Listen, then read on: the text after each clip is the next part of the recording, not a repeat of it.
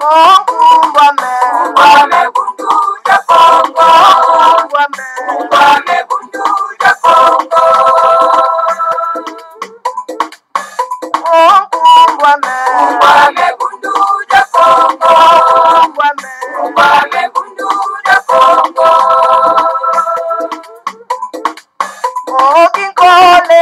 Kole kukongo ya mweniko. Ndaya tena mane mumbande. Mukuluza kanda ja Kongo. Mukuluza kanda ja Kongo. Vita kukongo ya mweniko.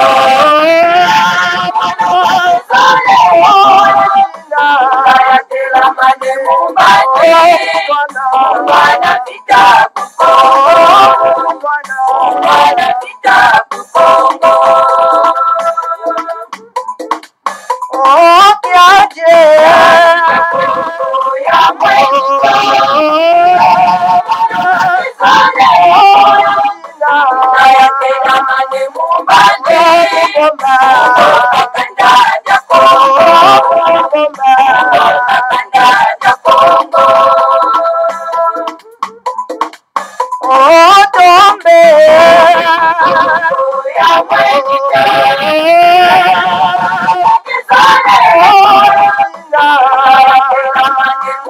Mane mumbande.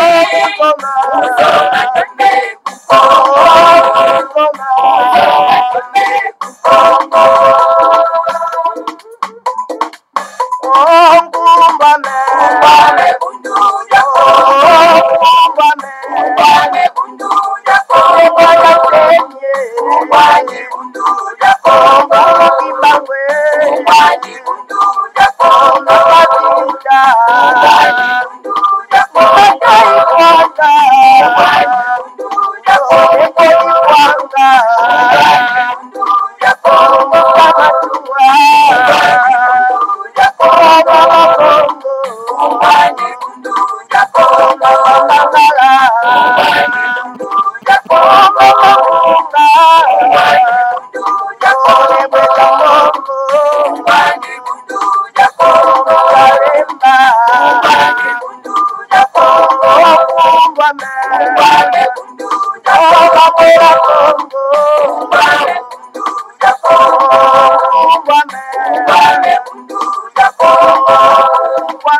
Ungwame bundu ja Kongo.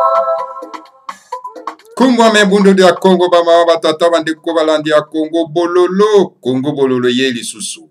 E lisusu na mokolo malelo ya lomingo. Lelo ezali ya solo pena mokolo malomingo. Mokolo mwa tukumi bale na misato ya sanza motoba mobo ya koto mi bale na zomi na libwa. Tukomi bongo na ngonga ya zomi na mwambi na miniti tukumi na moko. Engi koloba ete ngonga ya motoba na miniti tukumi na moko ya sima ya nzanga. Alors, bama batata bandeko bana lisanga timati balandi ya Congo bololo. Donc, en tout cas, tous allons en direct de ya Congo bololo. Alors, tikana to kenano na mboka ya Angola to ebana no mai maza koleka kuna na Angola bama batata bandeko avant que to ko banda. Bama batata bandeko bana lisanga timati. Alors, Mbutasoba, tous allons en direct na Congo bololo. Alors, Mbutasoba, yenge, tous en direct na Congo bololo. Est-ce que Olingi ko participer na Congo bololo na mokolo lelo ou bien Olingi tout simplement ko pesa biso mo information pour to ko pesa ngo na Congo bololo.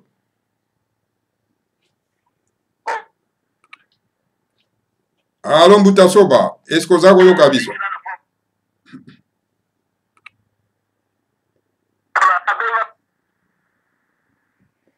OK, matondo mingi. OK. Matondo mingi Mbuta Soba, tozali en direct na Congo bololo. Bon, comme ça bongo toko bengana na sima matondo mingi. Voilà. Mama watata bandeko wana ezala ki solo pena tuka Mbuta Soba kuna na mboka ya Mbaza Congo. Donc ye moto auta ikobenga. Donc tokanisa kike ayin ko pesa biso moi information directe. Voilà mama watata bandeko ezala bino Mbuta bopele bobala lingi koloba malamu koloba.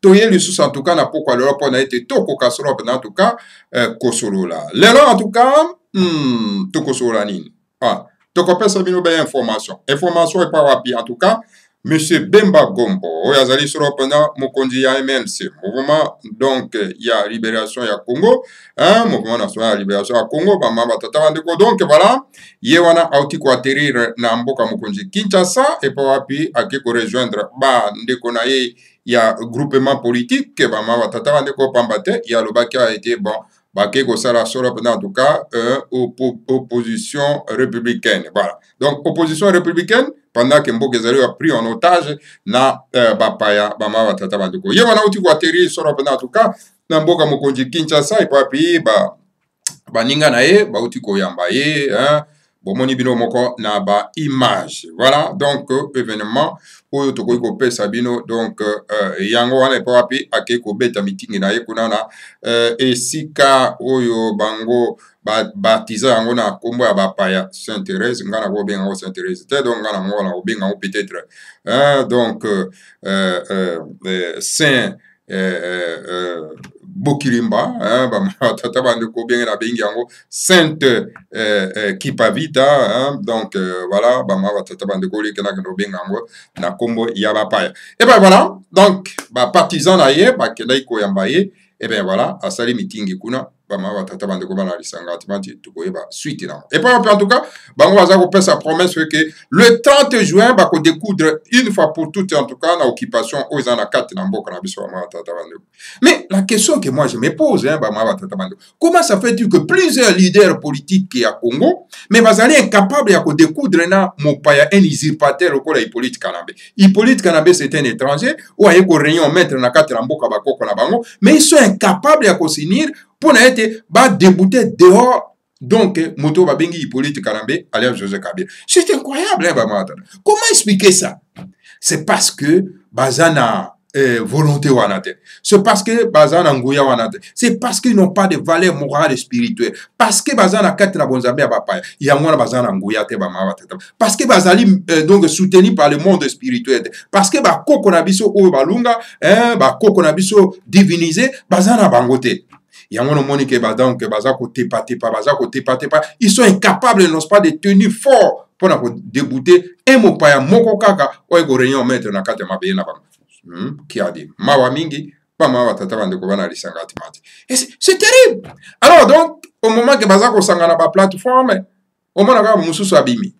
O ngana longwe. Nani wana moto to bengi soro pendant en tout cas mbwisa na mwisi. Ya lo ba longwe. Mais boza na problème na mboka. Mais bon, ça, là, groupement, de façon que, bon, débouter, bah, paya, oyo, bazo, bébé, sambo, kanabino. Alors, donc, oya longwe, bon, toko, ba, oyo, nani, oyo, Moïse Katumbi, mais Moïse Katumbi, c'est un étranger, il n'a rien à voir avec le Congo, bah, tata, bande, gazo, roulé, tout simplement, bande, konabiso, il y a banane, de kuna, na katina, katanga, donc, voilà, c'est ça le problème. C'est ça le problème. Donc, on ne peut pas parler, non pas de Katumbi, Arias Soriano, donc, un étranger. Mais alors, Obama, c'est trop grave. Mboka Munene, avec plusieurs leaders politiques dans quatre Mboka, mais ils sont incapables de constituer une force, de débouter Bapayo, Bazako, Yoko, Bango, na quatre Mboka, na Bango. Mais ça, c'est quoi ça, Bama, Tatabano? Hein?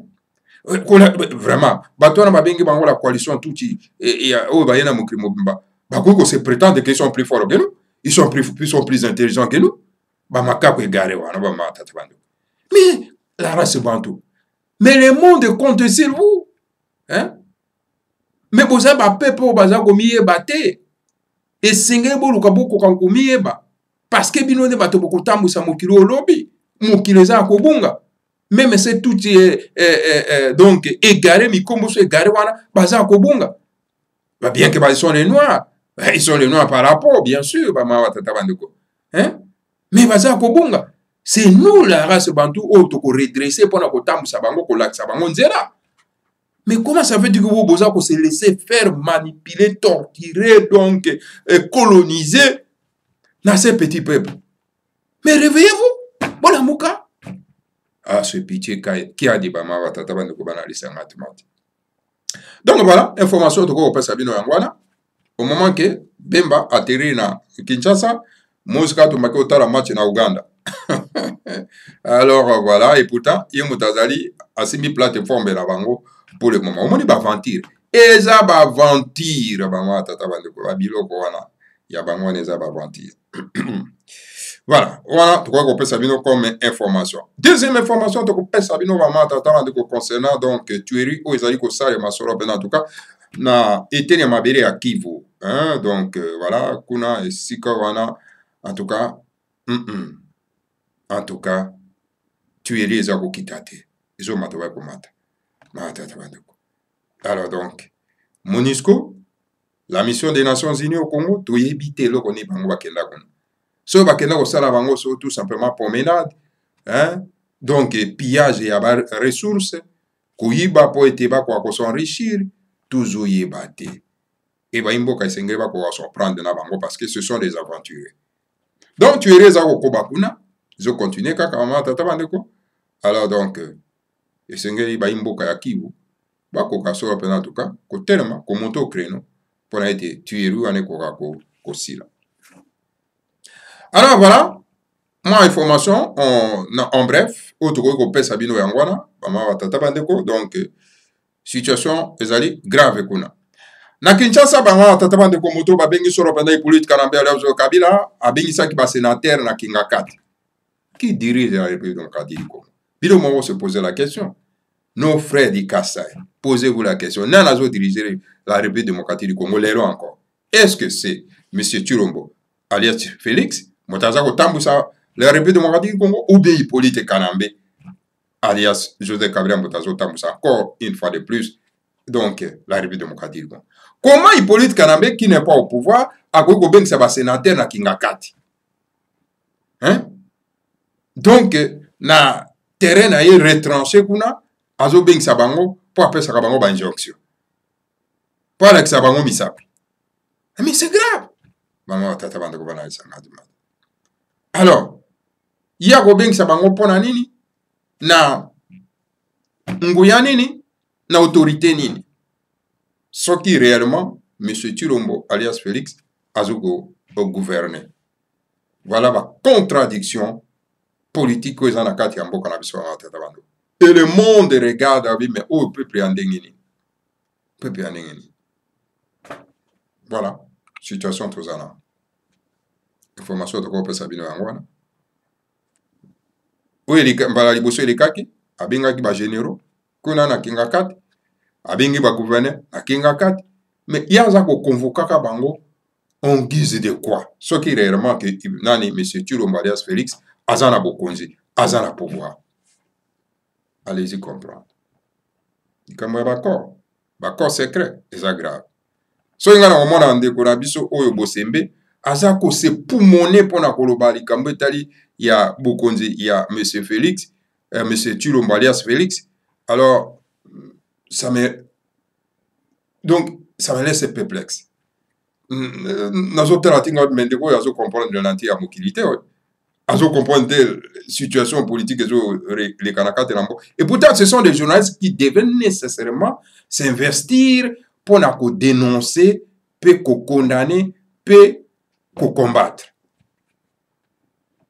Mais voilà, parce que ils ont qu'un seul objectif, va repérer, va pêcher, comme ça, à quoi vous avez poste naïe, c'est fini à Kangimono. Comment dire, va tamboyalia, c'est les airs, va kanga bambanga, pour nani, parce que l'oka lukaki atteindre.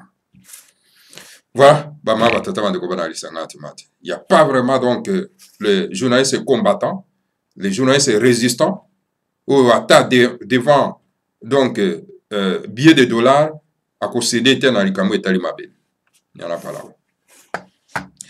Voilà, deuxième information, en tout cas, troisième information, en tout cas, voilà, alors donc, ah, la katina Congo Bolowa, tata bandeko débat ezalaki très roulé, débat, na libanda Congo Bolowa, donc en tout cas bandeko ba bengi pour na kosala discussion, débat ezali autour ya Congo dietu o natanga ki récemment concernant en tout cas les grands maîtres tanga za ko le grand maître c'est bien sûr tanga za ko le likambo etali solo en tout cas bamabota mabiso oyo eza na kati ya Congo ndenge nini bango bakomisa bango ba congolais bama tata bandeko bana lisangati cette aberration ya bacolon baye kotia na mboka na biso bakomisi bato nyonso surtout donc bacongolais bafrancise bango tokomi francisé donc congolais c'est-à-dire en français bafrancise biso pendant que biso oza bafrançais te.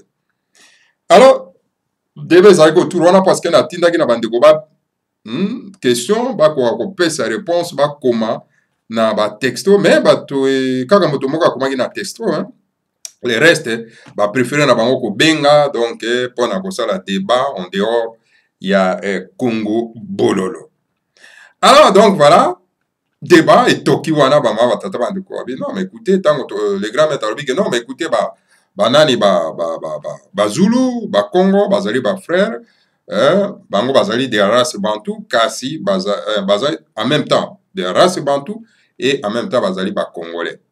Alors nesika wana nde esalaki débat tata bandeko pape obi mais non ngana obi mais non comment le grand maître akokoloba ke bakongo na bazulu bazali de la race bantou bien sûr kasi lisusu bazali lisusu bacongolais en même temps. Alors ok toyebi très bien que congolais ezali une aberration ya bacolon. Alors débat etoki balobi non mais le grand maître en a raison parce que banani bakongo mukongo babengi ye na français congolais. Alors c'est un débat oyo etokaki autour wana bama batata bandeko bana lesangati malo wana parce que ezali na français yango wana babengi mukongo babengi ye congolais. Alors nga natuni nga bimba ok d'accord soki mukongo elingi koloba congolais alors yebisa ngai sikoyo mongala na français elingi koloba nini wana mpe ekomi mwango mosusu alobi no mongali mosusu alobi mongolien ekomi pitopale ngai ok d'accord sikoyo moto avandi na Kasai habitant ya Kasai bakobenga ye nini na français habitant ya Kasai oyo babengi ye Kasai mais ngai alobi mais comment habitant ya Kasai bakobenga ye Kasai parce que l'habitant ya Kasai babengi ye Moluba. Moluba c'était un habitant de Kasai.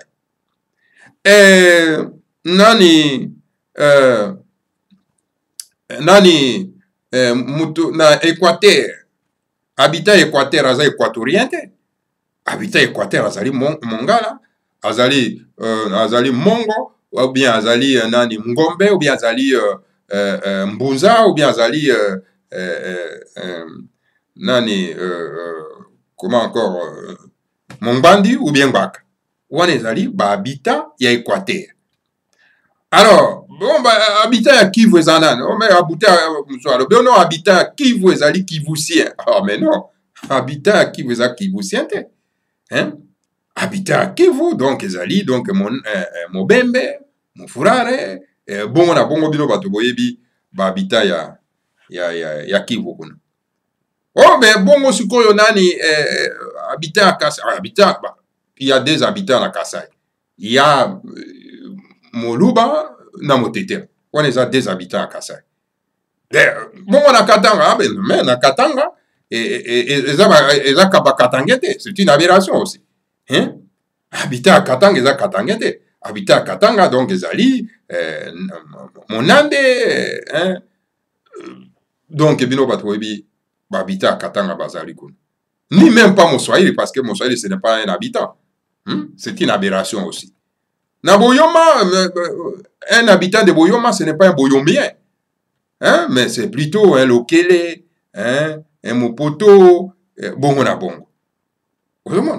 Alors donc, si nous disons que Congo, c'est une fausseté créée par le vautour, créée par les marchands d'esclaves, on a été basé au Bengabiso, habitant à Congo, donc babengi biso ba congolais. Mais ce qu'on a kati ya Congo kokuta, il n'y a pas un habitant na kati ya Congo qui s'appelle congolais. Donc, habitant ya Congo, azali congolais te. Nous ne sommes pas des Congolais. Voilà cette aberration qu'il faut d'abord lutter, il y a qu'à dégager en. Nous ne sommes pas des Congolais. Nous sommes habitants à Congo. Il y a plusieurs habitants à Congo. Il y a plusieurs peuples na Congo. Okukuta kuna donc peuple Ngala, peuple Mongo, peuple Mbandi, peuple Mbaka, peuple Ngombe, okuti bango baza ebele kuna. Habitat à Katanga, ce n'est pas un Katangais, un Monande, na ba misusu boye. Habitat à Kasai, ce n'est pas un Kasai. Donc, Muluba azali habitat à Kasai. Motetel azali habitat à Kasai. Et voilà, au Kouti Nabandundu, c'est la même chose. Nabandundu, donc, habitat à Bandundu, zali na zamo Congo. Hein, na Mosakata. Pourquoi bâtir bango na kati? Eh bien, voilà, au Kouti na Congo central, habitat ya Congo central, au Kouti bango kuna, donc, Mokongo. Voilà, bama tata bandoko banali sangati mati. Alors donc, c'est une aberration. Il y a koloba ete tozaba congolais. C'est pour cette raison monique tozo esengeli to bundano na bitumba o ya kolongola fausseté. Parce que je vois par exemple la Italie. Quel est l'habitat de l'Italie? Babengi habitat italien ezali italien parce que le quota na bango ezali ki italien. Alors si on est au Congo, quel est l'habitat du Congo? Il y a République démocratique du Congo, c'est un Congolais. Quelle est la langue de ces peuples congolais? Oh non, Lingala, Kikongo, Chiluba, Swahili. Mais quel est ce peuple-là? Peuple en dengeni noa. Mais habitat ya Bundesrepublik Deutschland ni. Habitat ya Allemagne ezana. Par les soeurs non habitat allemand les alliés allemands. Bon le kotani baloba kuna allemand. Est-ce que ceux battu nous habitant à Belge par exemple que non mais on moni fausseté en banda kuna ba Belge. Ba Belge balobi o bango baza ba Belge. O moni ba Belge. O soko kena kati kuna na mboka Belgique o kuta habitat ya Belgique o kuti ba Wallon na Flamand. Wana ba habitat ya Belgique. Tala fausseté sike banda yango wana. Soki boza coloniser na bato baza na ba fausseté ba komemela bino fausseté pe na kati ya mboka. Kena na espagnol. Na Espagne, je veux dire. Habitat ya nini ya Espagne. Eza wana. Okuta kuna donc espagnol. Espagnol za habitat ya Espagne. Okuti kuna ba Catane, so ba Catala, ba Catala. Hein? Donc, on est à habitat, il y a Espagne. Hein? So, ok, na Portugal, habitat à Portugal, et au côté, il y portugais. Donc, on a habitat à Portugais parce que le côté na bango, ils sont portugais. Ouais? Ils sont des portugais, langue na bango, qui portugais. Bazaba espagnol, langue na bango, espagnol. Il y a un moment, catalan, bango, bazo, l'indépendance, par exemple, bango, bazaba espagnol, était. Bango, bazaba catalan. Par le côté, bango, bazaba catalan. Alors donc, italien, c'est la même chose. Ok, puis anglais, la même chose, la Grande-Bretagne. Peuple anglais. Hein? Le côté, bango, anglais. Bon, si vous voyez pas na biso, on le va biso que non, biso tozali ba congolais. Le côté, congolais ni. Qui congolais ezalaka. A dit, ce sont les choses qu'on peut toujours débattre. Il n'y a pas de Congolais. Il y a soit un peuple Luba, un peuple Ngala, un peuple Nande, un peuple Bembe, un peuple Mongo, un peuple Mukongo. Bon, voilà, bongo. Et voilà, ce qu'on a en Angola, habitat angolais, ou angolais. Ça n'existait pas. Habitat Angola, okukuta kuna habitat angolais, ezali donc Mokongo, okuti banani bao bazaka na sud du kuna, boyebi. Bino moko boyebi ba komona ba. Voilà, comment tata bando. Yo kena na Namibie. Oh non, peuple en Namibie comme on est là, oh namibien. Oh mais non, ça n'existait pas. Kuna il y a des peuples au bazali kuna na kati ya Namibie. Yango ebanda boni fausseté yango ekota ti panabiso. Ekota panabiso ndenge. Fausseté oyo. Le musu pe bato bamonaka te, mais na sai nano ko fungola nano bino yango po toti yango comme débat. Alors, bande ko bamika ko komela biso na Congo bololo, to mika ko ti yango débat ba ma batata bande ko bana lesanga ti mati po to ko komona clair na makambo yo parce que fausseté ekota te na ba moelle épinière na biso. Atiki na maboko na bino les débats. Débat yango na tika na maboko na bino. Bomeka ko débattre nango. Est-ce que sommes-nous des Congolais? Alors, question yango wana. Sokotai malamu, nous ne sommes pas des Congolais. Nous ne sommes pas des Congolais. Voilà. Voilà, bama tata bande ko bana isangati mati. Et voilà, tokei pona ko sukisa, bama tata bande ko to bai to za vraiment mukuse na mukomalero, tokei soro pendant tout cas na Congo Dieto. Congo Dieto a les grands maîtres fondements semi. Donc Congo Dieto o ezali à 3389. Alors yango eza ko loba nini? Eza ko loba likambo les grands maîtres du Congo négro-africain. Alobi nini kuna? Les Bakongos sont les descendants des anciens sémites noirs envoyés en mission en Afrique centrale pour servir des têtes et de cœur aux tribus bantous d'Afrique centrale.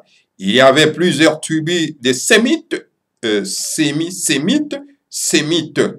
Donc, dans le côté à Moyen-Orient, il y avait plusieurs tribus, il y a sémites. Le grand maître fondamental Malobi que Bakongo bazali solo pendant ba descendant il y a ancien sémite noir sémite bazara ya kala et puis batinda ki bango na mission na kati Afrique centrale pona été bakwa ko servir bazala mutu pe motema ya libota ya race bantu bama tata bandeko na kati na kachopa ya kati. Alors donc kuna na kati ya Moyen-Orient ezalaki solo pendant na ba sémite plusieurs tribus ya sémite kuna donc oyo composaki donc libota ya ba sémite kuna na kati na Moyen-Orient. À Congo est le dieu ancestral de la race bantou. Les Tutsis sont l'une des tribus des sémites noirs. Les Tutsis plutôt sont donc les frères des Bakongo. Les Tutsis et les Bakongo sont une partie du peuple d'Israël. Et quand on parle d'Israël, ici, on ne parle pas d'Israël d'aujourd'hui, mais Israël où il y a Kalakal. Les grands maîtres de fondation Malabi à Congo, Ezali Bongo Nzambe, il y a Bakoko Nabiso, il y a race Bantou. Alors, Batuti, Bango pe Bazali, donc, tribu Moko ya Basémite noir. Batuti, Bazali solo donc, Ndeko, il y a Bakongo. Batuti, Bazali solo en tout cas, Batuti na Bakongo, Bazali solo en tout cas, une partie, il y a peuple d'Israël. Alors, est-ce que le grand maître fondamental fait allusion, n'est-ce pas? Il y a tout criminel, terroriste, toujours moi, Kagame, Bazako Tamboussa. Non, le grand maître fondamental ne pense pas qu'à ça allusion, n'est-ce pas? N'a pas terroriste, tout oyo Bazako terroriser, ko tuer, ko boma partout, ko décapiter, bateau basi, ko salabango mabe, en tout cas pas ce genre de touti bama tata bande ko bana sanga timati. Donc ozali ba touti terroriste ici na mariage na ba animaux na ba mikomboso. Alors voilà, c'est pour ça qu'ils agissent comme ça parce que bango balelaka ngombe kasi balelaka batute. Donc bango pona bango ngombe nde azali solo pena en tout cas eloko oyo eleki moto bama batata bandeko bana isanga timati. Donc c'est un peuple barbare, peuple terroriste, peuple criminel qu'on ne doit pas nécessairement les intégrer au sein il y a notre nation de la race bantou. Bama batata bandeko bana isanga timati. Donc voilà, le grand maître Fondamental a expliqué, à prendre position. On a vu que Baza ba frère, il y a ba Congo, et ces mêmes frères de Bakongo, ils sont tentés de massacrer les Bakongo na Congo central, mais ils sont tentés de massacrer la race bantou partout. L'exemple, on a Hippolyte Kanambe qui a tout dit, regarde comment est-ce que il a un esprit de mort, avec beaucoup de fausses communes. Nakati, il y a un beau cannabis sur Bama Tatabandeko. À partir de l'Équipata, Égypte, une partie des Sémites sont allés en Israël et une partie est allée en Éthiopie. De là, il est allé au Zimbabwe, puis au désert de Kalahari. Et ensuite, fondé l'Empire fédéral du Congo, Diatotela, capitale Mbaza Congo, qui s'étendait donc depuis la région de Lunda, Nord et Nova Lisboa, au sud de l'Angola jusqu'au Biafra, au sud de Nigeria. Voilà, destination, il y a quelques sémites noirs oyo donc voilà, je disais à propos de nos Batuti, donc ils n'ont pas de valeur morale et spirituelle. C'est tout type d'aujourd'hui qui vivent là-bas, hein, aujourd'hui, qui occupent le Rwanda, la Tanzanie, l'Ouganda, etc., ils n'ont pas de valeur morale et spirituelle. Donc, ce sont de tout type les macaques égarés, hein, qui sont en train, n'est-ce pas, de terroriser nos frères et sœurs qu'on ne devrait pas avoir, n'est-ce pas, donc le moindre sympathie na bango bamawa tata bandeko bana lisangati mati. Alors, le grand maître fondation malobi à partir ya Égypte, il y a Égypte bien sûr, donc parti moko ya basémite ekendaki solo mpena atuka na mboka na Israël, hein, ekendaki na mboka Israël et parti mosusu ekei na Éthiopie, hein, donc wana mpona na ntango ya dislocation, n'est-ce pas, ya nini ya état d'Israël, hein. Alors bamosusu bakei solo mpena atuka na Zimbabwe, hein, et puis na bamosusu baleki solo mpena dans désert ya Kalahari, et puis voilà esika wapi bakei kofonder empire fédéral ya Congo, hein, donc ndeko na biso baindo toujours, hein. Et puis bakei bakiti solo mpena en tout cas na eteni ya mabele ya Lunda Nord, baleki na Nova Lisboa, na sud ya Angola, pe kino na Biafra na Nigeria. Donc bapanzanaki partout comme ça, parce que un peuple oyo po wapi nzambe na ye à Congo ne peut pas se permettre yako commettre des crimes lokola ndenge batutu bazo commettre. Pas du tout bama tatamana. Voilà un peuple où azali na valeur morale et spirituelle quoi bangombe. Vous ne trouverez pas des ngombe sont en train de tuer les gens, donc n'importe comment, n'importe quoi bama tatamana de konakati mboka. Hein? Et c'est pour ça bangombe ba kota ki na kati ya province de l'Équateur va s'installer pour civiliser le peuple qu'on a trouvé là-bas comme les Mbandi, les Mbaka, hein? Donc pour qu'on ça va valeur morale et spirituelle. Donc un peu pour à Bonzambe, dont l'air dieu ancestral, c'est le Seigneur à Congo, ne peut pas se comporter le col de tout ce qu'on voit, hein, la coalition qu'on voit, la coalition tout ce qu'on voit, n'est-ce pas, la République fédérale du Congo. Le léopard est l'animal totem de la race noire mondiale. En langue kikongo, le léopard se dit Ngo. C'est pourquoi tous les chefs coutumiers de la race noire portent une peau de léopard Ngo Ngo Ngo. Alors, vous voyez très bien que le léopard est symbole et lembo, il y a beaucoup de yango moni baindo yon surtout hein ba konzi ba chef coutumier hein ba moins surtout balataka toujours au poso il y a léopard il y a Nkosi. Le monde invisible qui enveloppe la planète Terre s'appelle Simukongo. C'est dans une région de Simukongo qu'habite le Mianda, donc le pluriel de Mwanda, l'esprit, le plus puissant de la planète Terre. Le Bukongo est la religion traditionnelle des Sémites noirs.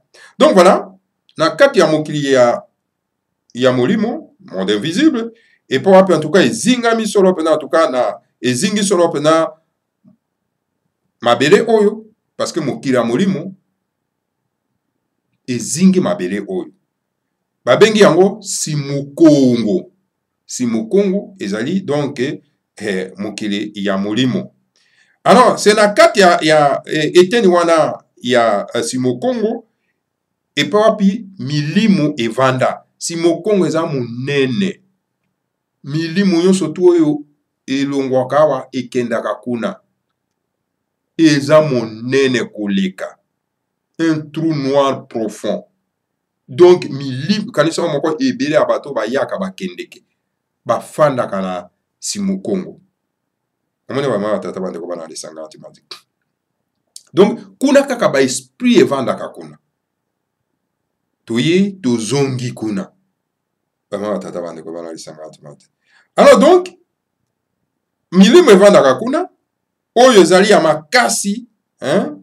Donc, il y a mabele oyo donc milimo ya makasi evandaka kuna bamama tata bandeko na bukongo oyo ezali solo mpenza tuka religion ya bakoko na biso ya basemite noire yango eza korevele biso ndenge nini milimo evandaka solo mpenza na simukongo donc milimo nyonso tu ezongaka oyo evandaka kuna kanisa yo moko eza monene ndenge nini simukongo donc simukongo ezaka na nsima ndako na biso nsima ndako donc soki otourne kaka boye okomi na simukongo eza mosika na biso te yango wana bato babangaka simukongo mpo ayebi ke aye na mokili oyo aremplir mission na ye te mais soki azobanga mpo azonga na simukongo mpo na échec oyo aéchoué mpo aréussir mission na ye te comment il va faire pour rentrer bredui sans kosilisa mission na ye yango moni bato babangaka kozonga na simukongo esongo mpo ozongi bakoyebisa ozonga lisusu oya kokontinue bitumba te na kozonga lisusu te ekomi nde batindika oyo na makasi mpo oya alors yango nomonaka bavolontaire bango moko nde bayaka mpo na ete aya kokuba bitumba mpo corps physique eza bitumba bamatata bandeko mpo kuna nde tozwaka décision na simukongo mpo ete tokoka koya na kati na mokili oyo mpo toya kosunga bato oyo bazeli na corps physique siko ntango toyaka tobosani tobungi okomi na koliaka bantaba bameme komi koliaka na bambutu bamongusu bamonganza lotokolo ngwira okomisi yango donc eloko na yo alors obosani mission na yo siko ngonga na so ngeke koka ngozonga okomi obanga osimbi mutu obe mission na ngai na sisi te nasilisi mission na ngai te na kozonga ndenge nini okomi kolela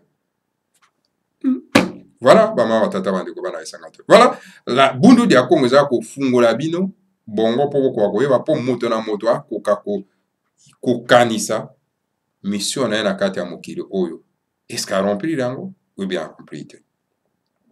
L'homme a 7 corps, oui, d'accord. Les Bukongo enseignent qu'un certain grand mandat de Simukongo fut choisi par les grands êtres pour effectuer une certaine mission.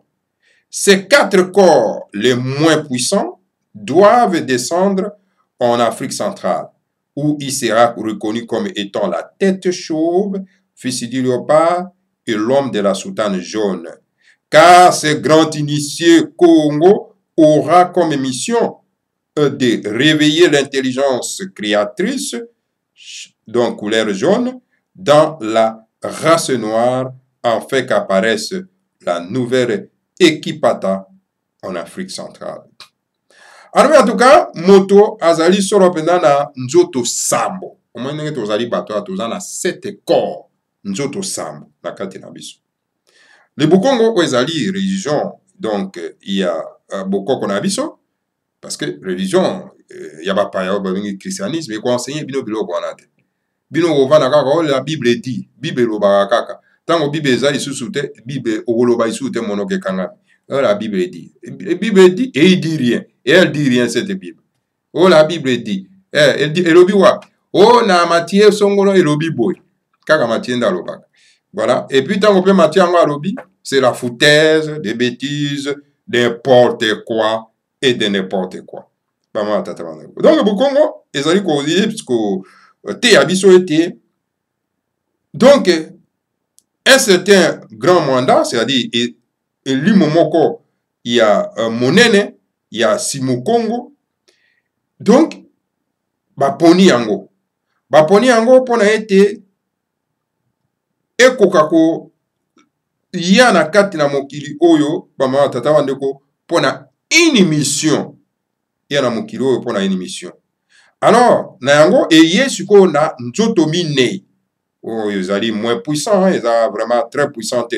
Et ko kita na kati ya mokili oyo, na kati na katsopa ya kati. Afrique centrale, dans la République fédérale du Congo, bien sûr. Alors, et puis ekozala, ekoyebana, bato bako yeba yango, na elembo na yango. Donc ekoza libandi mwana ya nkosi alataka donc nzambala ya mosaka. Pamba te ce grand initié Congo oyo azali na boyebi wana donc akoza na mission moko munene ya kolamusa boyebi ya bikela donc ya race noire ya loposo moindo. Donc soki tolobi donc boyebi ya bikela ezali donc mayele ya kokela bamama batata bandeko bana esanga timati. Donc elembo wana ezali donc langue ya mosaka.